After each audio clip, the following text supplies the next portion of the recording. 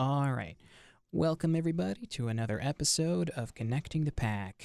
In today's conversation, I am joined by Diego Reno. Diego is a student from Spain who has spent some time in the Czech Republic, but is currently studying at NC State University. Today, we're going to try to talk more about his experience back in Spain and a little bit about the journey that he embarked on in the Czech Republic, as well as his current journey here in the United States. So, Diego, welcome to the studio. Hello. Very happy to be here. Thank you. I'm very curious to know about this sort of life that you've had. Obviously, you've lived, I presume, in Spain for most of your life, but then you spent some time in the Czech Republic and then the U.S. So it's kind of a very unique experience that you've had. So I'm interested to know about your first experience abroad. That is your first independent experience. When did it start, and why did it start? I would say it was back in ninth grade, because I knew for a long time that I was gonna come to the U.S. Because I do have the nationality, just because my grandma was adopted by an American family, Mhm. and because of that, I have the passport, and my mom wanted me to come to the U.S. So I knew since I was very young, and back in ninth grade, I went to Canada for a couple months. I just went to school. I stayed with a host family. So I would say that was my first independent experience, which I guess my parents wanted me to kind of like prepare myself for what it would be to come to the U.S. in the future. Um, so that was, Wow, ninth grade. yeah. That how long ago was that? Um, Damn. So that's like for like 6 years. 6 years ago. So that was you spent a year there, an academic year. No, I spent 3 months, a little bit more maybe, from like the beginning of the school year until Yeah. right before Christmas. So like a semester. Oh wow. How what was that like to be on your own in Canada and spend 3 months in a land that you've probably never visited before? It was quite an experience, especially because I didn't really speak a lot of English at the time. Like Hmm. I feel like that was probably what really helped me improve my speaking skills. Because Yeah. I just like I couldn't do anything else. I had to like communicate. Yeah. Um, it was I was scared at first, but I got used to it, and it was a great experience. I met a lot of interesting people. I've kind of like got used to the lifestyle there, which it's kind of similar to the lifestyle here. And I remember by the time I had to go back, I didn't want to. I wanted to stay for longer. Oh, I would definitely think that that would have been my impression too, to actually want to spend some more time in a Yeah, different country or foreign land. yeah, Uh, because you go there and then you spend a couple month, like the first month you get there, meeting people, getting used to the classes, and then once you're already used to all of that, you have like one more month and you have to go back. yeah.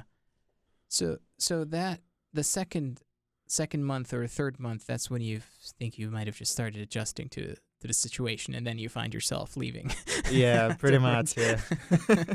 Gosh, so that was so you go back to Spain, and um how many years did you spend in Spain before you decided to go abroad? Well, I've only been in the U.S. for a little less than 2 years. I came to the U.S. like a week before college.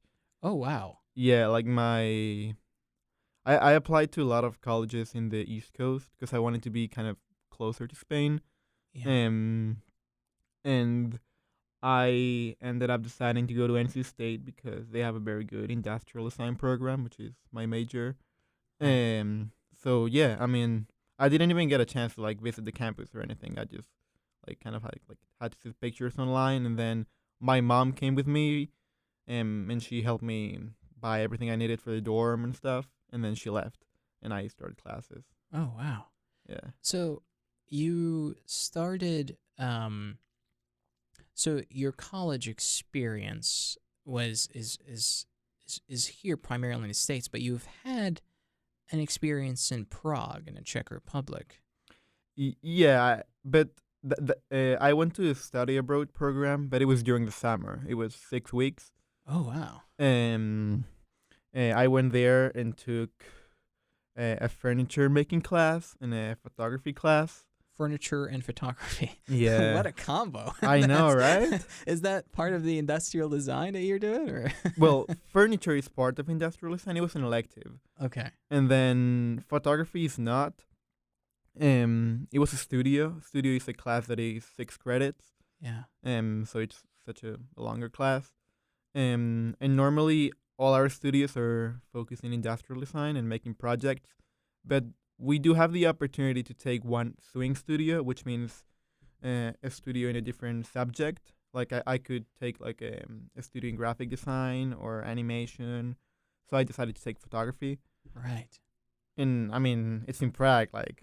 Yeah, It's that's like the way or yeah. the place where you would probably capture the most amazing photographs. Yeah. Wow. So that was for 6 weeks, but why?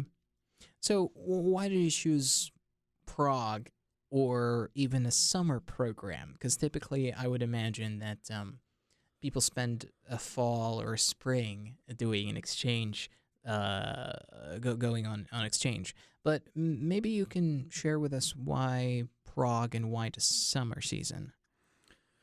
The reason why I chose the summer is probably because I already kind of feel like I'm studying abroad, so I don't really see a point of like spending a whole semester in a different country, Mm-hmm.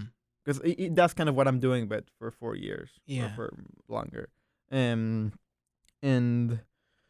the reason I just thought it sounded very interesting. I really liked the classes that they offered. I really wanted to take like a furniture making class, and the only one that they have at state is for grad students, so I couldn't take it.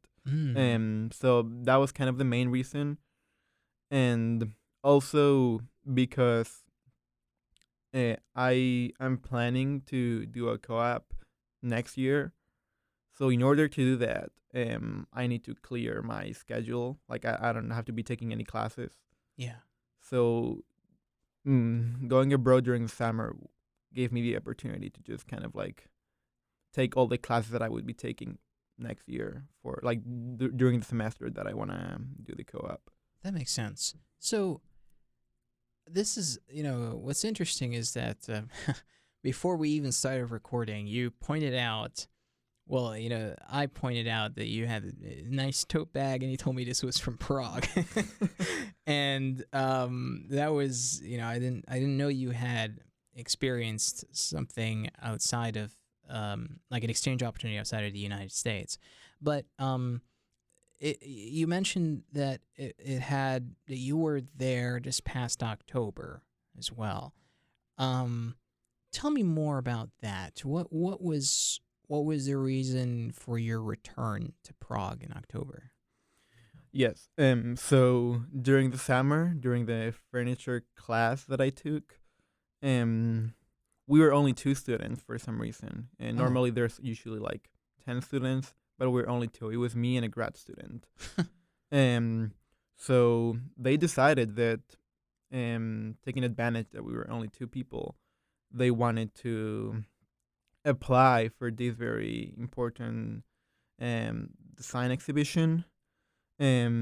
So they just told us that whatever we designed, like they were gonna try to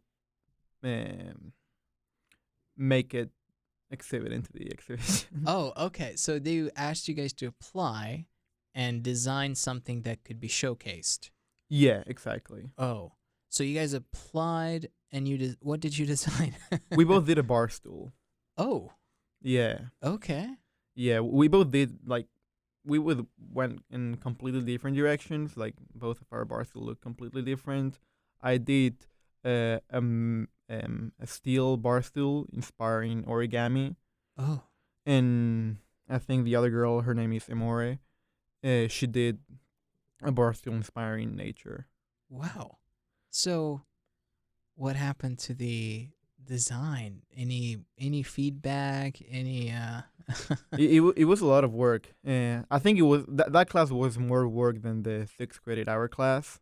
Really? Well, yeah, because we only had 6 weeks, and building a furniture usually takes a little more depending on what you're doing. So it was just exhausting the amount of the workload that. Yeah, because the probably like the first 2 or 2.5 weeks were just ideation, kind of like deciding what we wanted to do. Yeah. Um, and then we got a little bit into prototyping, which for me was a lot of like folding paper just to try to find interesting shapes. Yeah. And then I moved on to 3D software. I used Blender to kind of like have like a kind of model the entire shape for the bar stool. And then we did a scale prototype. Mm-hmm. And then for my bar stool, because it was made out of steel, and you have to water jet all the parts, meaning you have to take it to a factory, and then you have to cut all the parts, and then you have to use a machine to bend them. Yeah.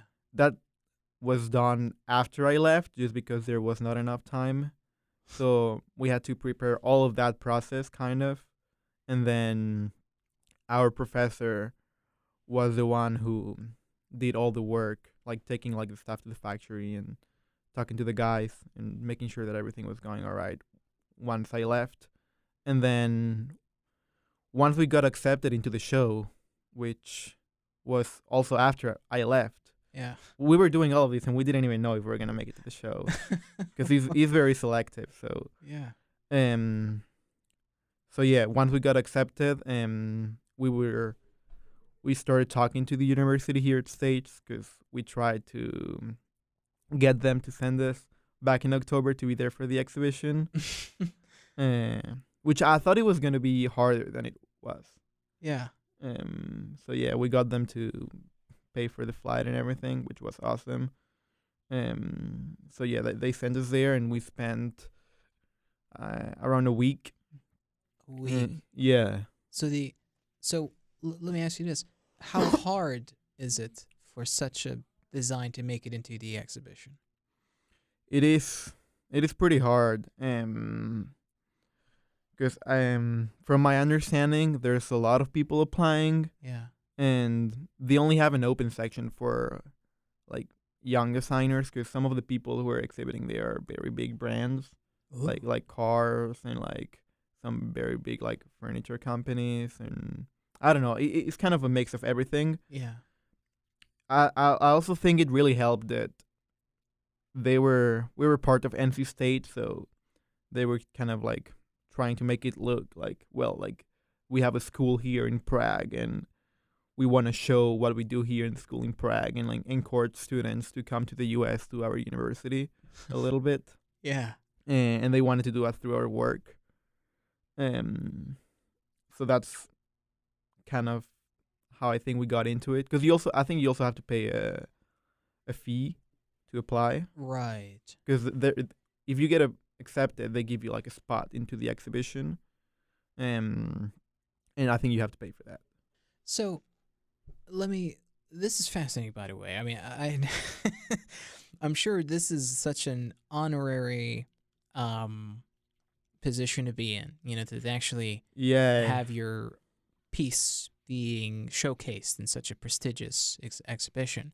Yeah. What how does, say, the creative process usually goes for you?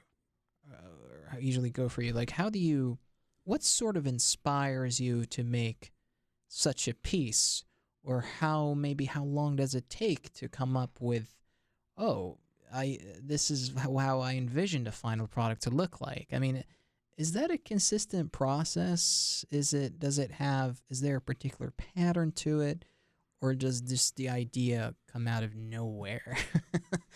I'm Uh, sorry, that question was just very kind of a little bit complex, but I mean, you could just pick a piece out of. yeah. No, I think that's a totally valid question. I think both are valid. You can just come up with a great idea and just go for it. But also other times it's the whole process before you actually come with something you can do. It also depends on what you're designing, because what we do as industrial designers is design an object that has to combine functionality and aesthetics, you know? Oh, So there has to be a balance between an object that you can use, but also he has to be appealing to the eye, you right. know? Functionality and aesthetics. I love that.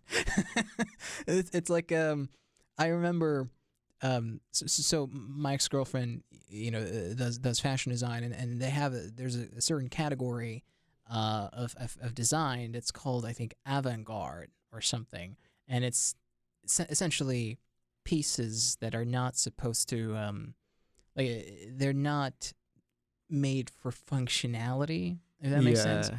You know, Mm-hmm. art for the sake of art, I think that's what they call it. Yeah. But your brand of design has to combine both functionality and aesthetics. Exactly, yeah. I mean, pretty much everything, like every single object, a lot of the times there's an industrial designer behind it. Like, I don't know, just like the mouse. Someone had to design that, you know? Yeah, or the microphone. The We're microphone, using. yeah. Yeah. Yeah. So sometimes it's more engineered based, and some other times there's a big design process behind it, you know? I think Mhm. a good example for it, it's furniture or like cars, you know? Yeah. They're both things that um have to be useful and comfortable, but at the same time the design part of it is very important because that's what get people to buy them a lot of the times. Right. D- was the exhibition in Prague your first ever maybe showcase of your? Yeah. Well, because at the time I was a freshman. Wow. Yeah. Yeah, no, I know. That's Yeah, incredible. it was like looking back at it, I'm still thinking like, wow, like I cannot believe I got to do something like that. Yeah. I got very lucky that I had the chance. Wow. That is a well. This is a question I forgot to ask, but this is, I think, an important question to ask. When did this whole, passion for industrial design start? Or how did it start? It's a funny story, I would say. Because I didn't find out about industrial design until maybe a couple months before I applied to NC State. Yeah. Because I didn't know what I wanted to do, so I was kind of looking at different majors that sounded interesting to me, and then I ran into industrial design. I was like, wow, like that sounds very cool. So I've always been like an artistic person, Yeah. um, but I didn't know about the major itself, like until right before applying. So even before I came here, I didn't actually know if I was gonna like it because I never had an experience like being at a shop, like cutting wood and metal and like 3D printing and looking at all of different products and thinking what's the manufacturing process behind all of that, you know?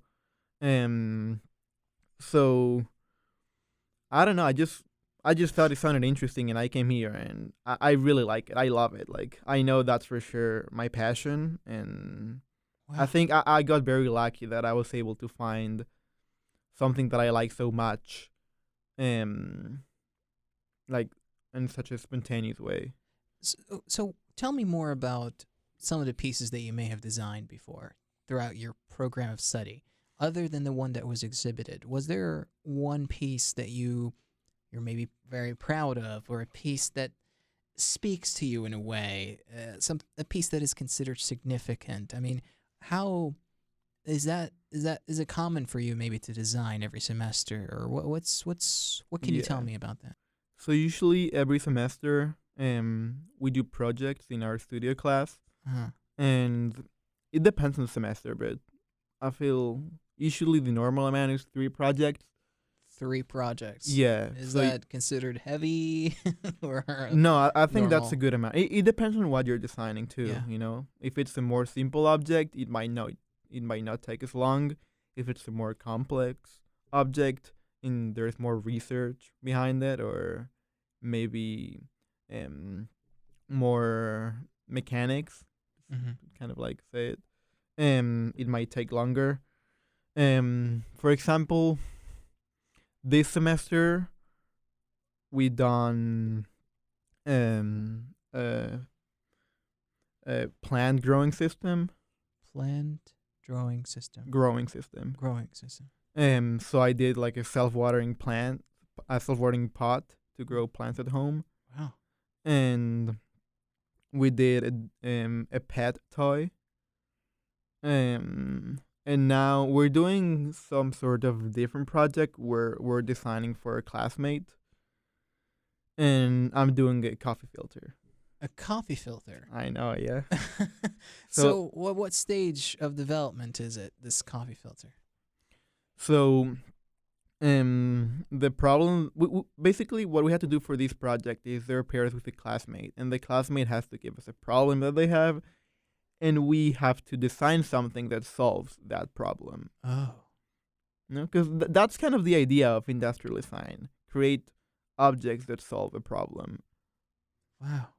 So he uses a French press to make coffee, and he lives in a very small apartment. So every time he makes coffee, all the grounds that are left at the bottom of the French press. Yes. So you're supposed to throw those into the trash can, but they're wet. Mm-hmm. So the trash can ends up leaking. That's true. So he ends up throwing them to the sink, but you're not supposed to do that, you know?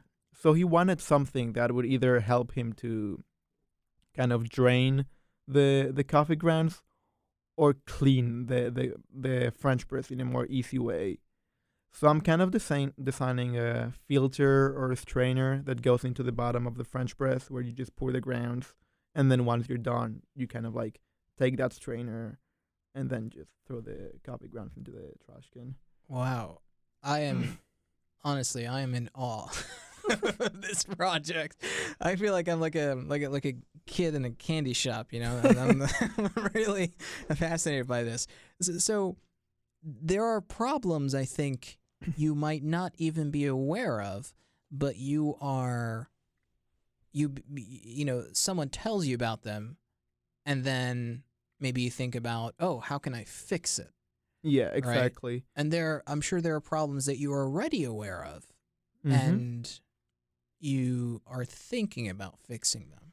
Yeah, exactly. Yeah. So does it feel like you might be under a lot of pressure because there's so many things you want to, you know, provide a solution to, but it's just there isn't enough time in the day to actually provide a solution. I have a list in my phone of like ideas that I have of projects that I would like to do, which I plan to do in the future, but I just don't have time right now, you know? Because I'm doing my studio projects, and then on my free time, I'm always doing some sort of like personal projects, which are usually small because I cannot invest a lot of time into them, you know? But when I have an idea for something that I would love to do, but it would take a lot of time, I just write it down because I know I'm not going to have time to do it right now. Tell me about an idea or a problem that you're working on right now. That it could be small scale, it could be larger scale. In addition to this coffee grounds issue, I can tell you a personal project I'm working in right now, and then I can tell you like another idea that I have in my phone to give you an example of like something that I would like to do, but I know that I like don't have the resources or the time to do it right now. Yes. So, for example, right now I'm making a hanger out of metal. So I had this idea because do you know there's a shop here on campus? Yeah, they have a creepy, I think, mannequin standing, like, it's like... Oh, no, but that's a studio. You're in Lampy, Lamp Drive? I think so, yes. Yeah, that's a studio. No, you know Leaser Hall? I think so. It's in front of the parking next to the SAS Hall. I think I recognize the SAS Hall, yes, yeah. And then there's like the coffee shop. Yeah. If you go up that road, it's like that building right there. Okay. So there's a shop there with a bunch of tools to treat metal and wood.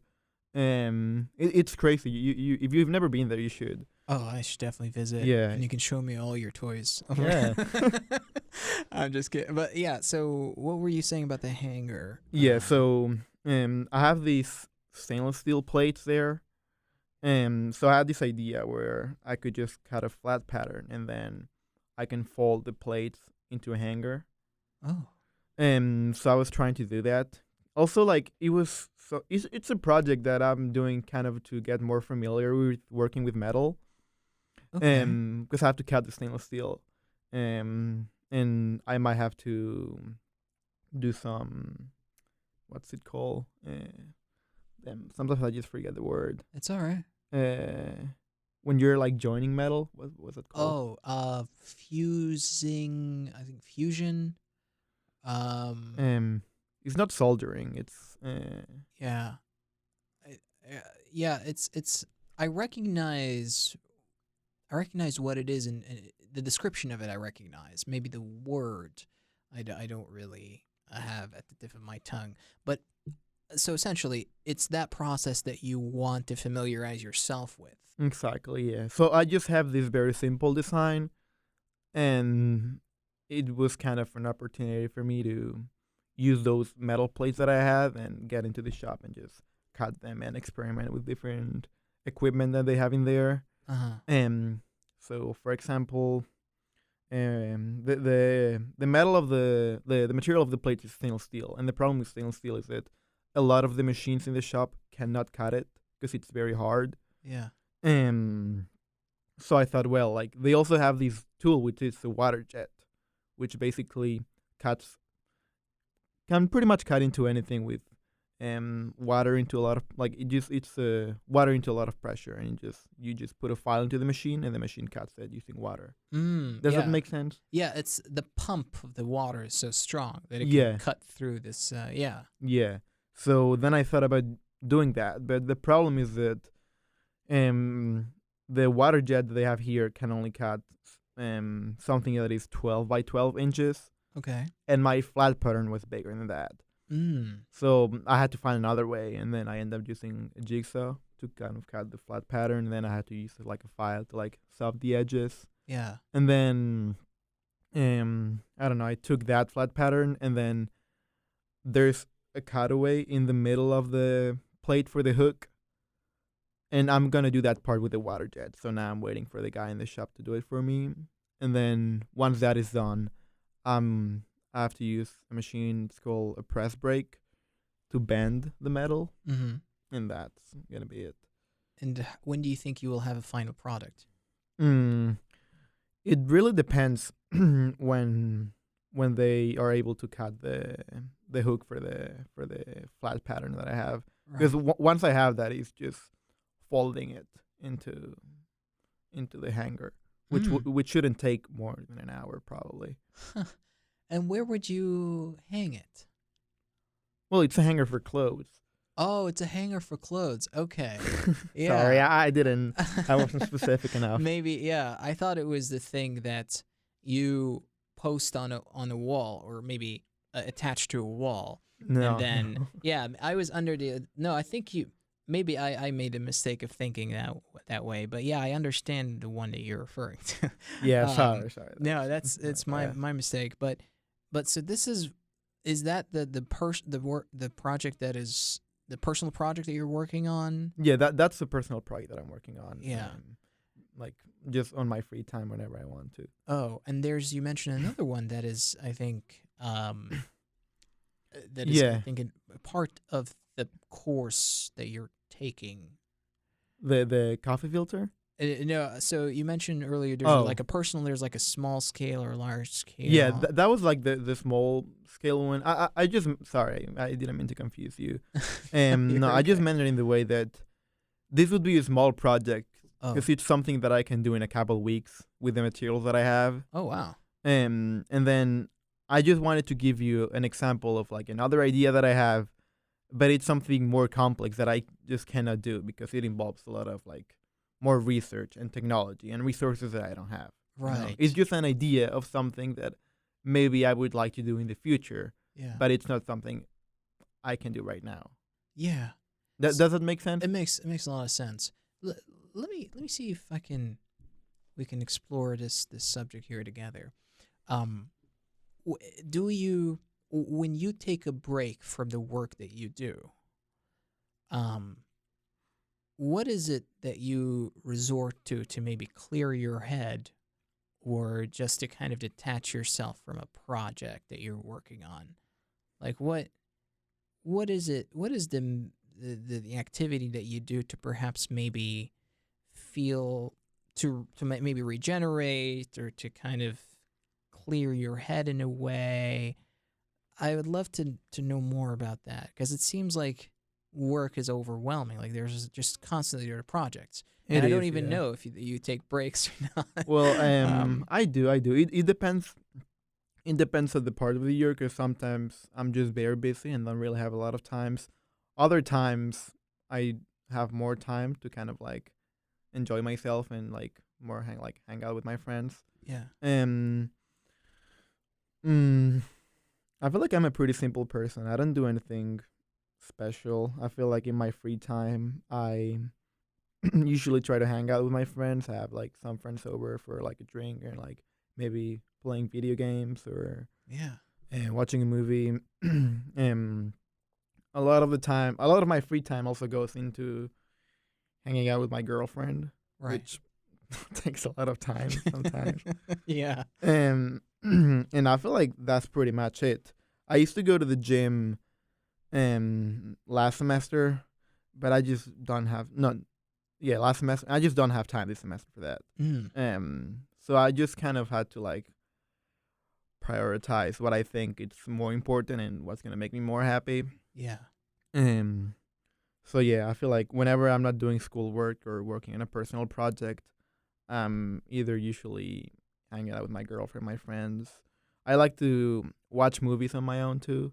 Mm. Um, and what else? I like to play soccer sometimes. Yeah, I think that's a big thing in Europe. Yeah, yeah. No, it's also a big thing in the region that I come from, the Middle East, North Africa. um, but when it comes to industrial design in general, is there um, is that something that you would think people from your country, it's a field of study that people generally gravitate toward, or would you consider yourself maybe um, not it's not part of the typical field of study uh, that people or Spanish people usually I would say it's not. I think industrial design is a pretty new major. okay.